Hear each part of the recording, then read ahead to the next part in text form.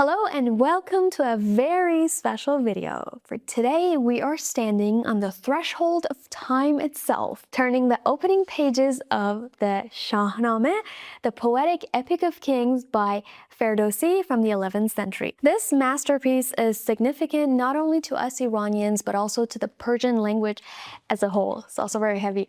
So this book tells the story of every king who ever ruled the land of Islam, from the rise of civilization through the establishment of the Persian Empire, and then it ends with the Arab invasion. I have covered some of the stories before on this channel, I think 2 or 3 of them, but today we're actually going from page 1. We're gonna cover all of the details. It's important to know that this book uses both historical accounts and myths. And the first couple of stories that I'm gonna read to you are less like stories and more like portrayals of these mythical characters, because this is the prehistory, right? But these parts are equally important because I think mythology kind of shows the core mindset of a people, and it kind of lays the groundwork for understanding the other stories better. Another reason I love mythology for every culture is that every ancient culture had a god of war, god of water, fertility and stuff. They all had these similar characters, but the way they're portrayed in each culture shows the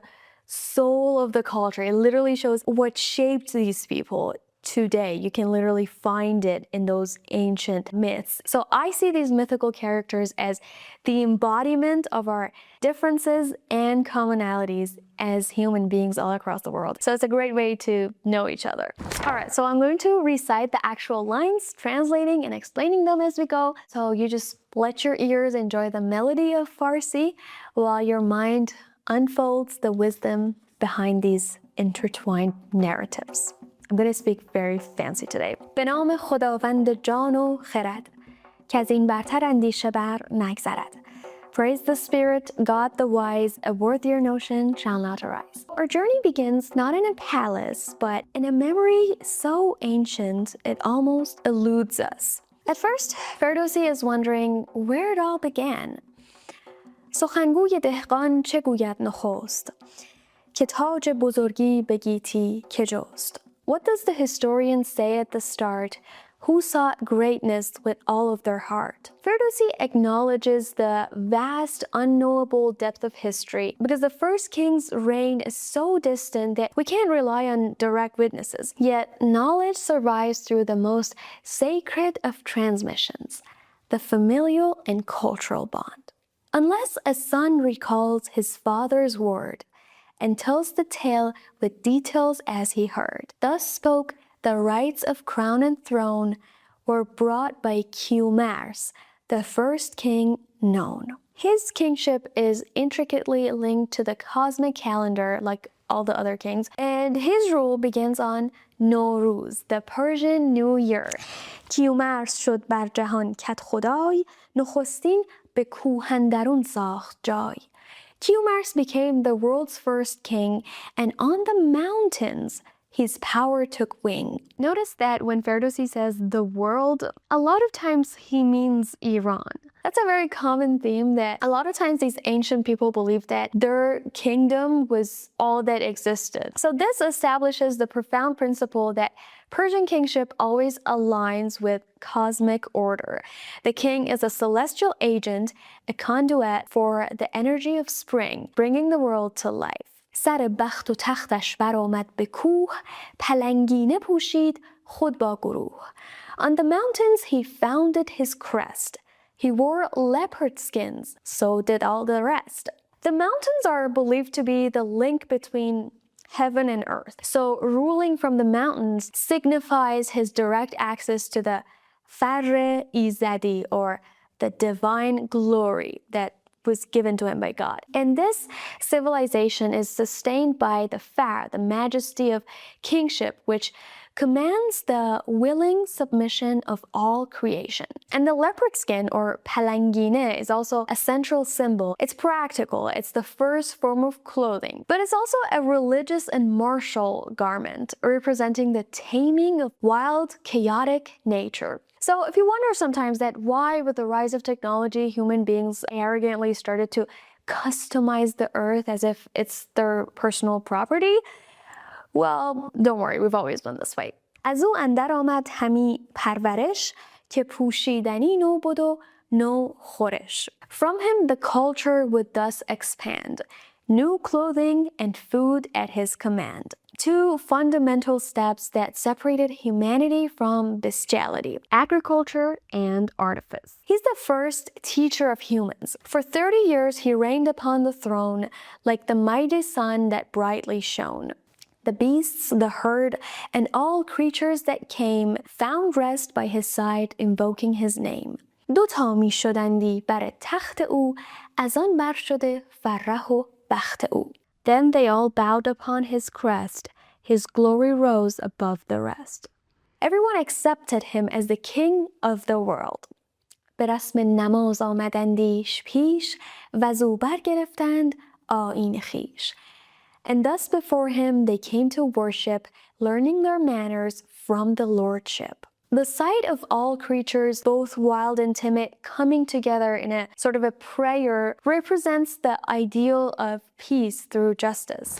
But the beauty of the golden age is brief, and Keyumars was yet to face the whole truth of the world.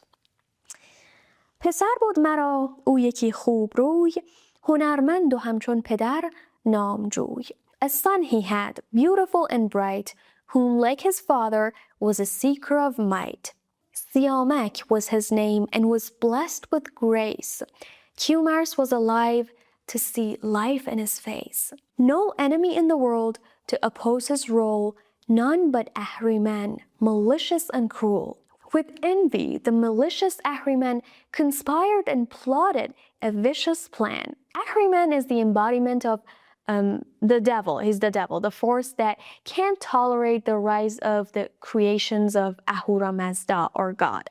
So basically, what drives the tragedy of the Shahnameh is the eternal struggle between good and evil, or Ahura Mazda and Ahriman. So Keyumars the king had a son that he loved, but Ahriman also had a son who couldn't stand the fortune of Siamak.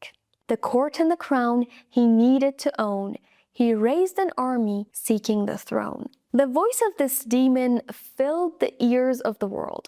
Everyone knew about his plot, except King Keyumars, who never thought anyone could want to be in his position because he was the only one with the God-given Farr. But he didn't know there's another force in the world too. And God didn't think that he needed to know that.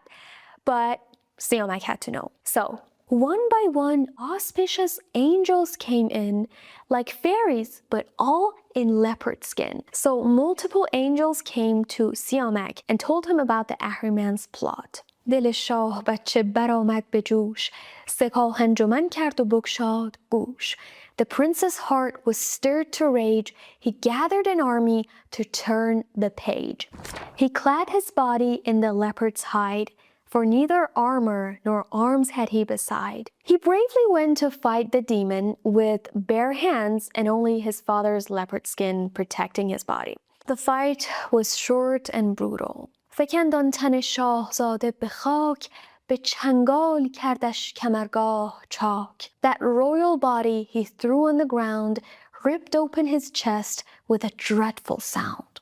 Siamak perished in the hands of the ghoul. The army was left without its soul. Siamak is dead. When the Shah learned his son's life was done, the world turned black beneath the sun. He left the throne wailing in pain, tearing his hair, screaming in vain. دو رخسار پرخون و دل سوگوار، دو دیده پر از نم چو ابر بهار. His cheeks were bloody, heart filled with woe. His eyes poured tears like spring clouds flow. It's interesting that this metaphor, crying like the spring cloud, is still very common in our language today. When we're writing about someone crying hard, we say crying like the spring cloud. Anyway, the grief doesn't stop there. The whole world had to join this mourning. All dressed in blue from toe to head, faces like badrang, eyes bloody red. Badrang, I assume, is either a cucumber or a citrus fruit that is yellow. So everyone in the world had their faces pale in sorrow. And blue was the color of grief, blue or turquoise they would wear. But it's not just the humans. The beasts, the birds, all great or small, went wailing to the distant mountain wall. This detail, the weeping of the wild creatures, is key to understanding the depth of the tragedy. The death of Siamak means the whole order of nature has been insulted. This long universal mourning is necessary to purge grief and prepare for the sacred act of vengeance. They sat in sorrow for a year's full span. Then came a message from the maker of the man. The period of passive sorrow ends with a divine command delivered by Sorush, the archangel of conscience and revelation in Zoroastrianism. The message is clear. Action must replace grief. Cleanse the world of the demon's sin and free your heart from grudges within. The act of vengeance here is bringing back the divine order. The earth and the heart both must be cleansed. So Keyumars looked up to the sky and warded off the evil eye. In the name of God, he was all ears, so washed his lashes with the last tears. He was ready to accept God's mission. But Keyumars was already old and he knew that he couldn't be in charge of this mission. So he took this to Siamak's son, or his own grandson. گرانمایه را نام هوشنگ بود. تو گفتی همه هوش و فرهنگ بود. His noble name was Hushang the Wise. Wisdom and culture lay deep in his eyes. Hushang actually comes from the two words farhang, or culture, and hush, or intelligence. When he set his heart to fight and strife, he summoned Hushang, the light of his life. نیایش به جای پسر داشتی. جزو بر کسی چشم نگماشتی. He held him high in his son's place and wouldn't take his eyes from his face. And off he goes to the war. For this battle, they couldn't lose. So the second army they assembled for the second war is the definitive, perfected version of the first. It is a full spectrum of creation. Fairies and panthers and lions did meet, with wolves and tigers, the army complete. Hushang and his army were ready for the battle. This one was brief too. بیازید هوشنگ چون شیر چنگ جهان کرد بر دیو نستوه تنگ.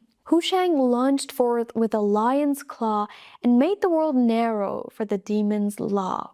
The warlord struck the demon's head and cast it down beneath his tread. Revenge was taken, and the cosmic balance is restored. This is the great alliance of Asha, or the cosmic order. It demonstrates that when humanity, Hushang, is guided by divine wisdom, Keyumars, all the forces of nature align themselves with this order, and the demons are quickly overwhelmed. Keyumars passed away after 30 years of kingship, leaving behind an immense legacy. He gave humanity shelter, clothing, food, and the concept of law for the first time. جهان سر به سر چون فسان است و بس نماند بد و نیک بر هیچ کس. The world from end to end is nothing but a tale, nor good nor ill shall evermore prevail. And that was the story of the first king. In the next Shahnameh video, we'll dive into the life of Shah Hushang, the king of intellect who has so many things to discover.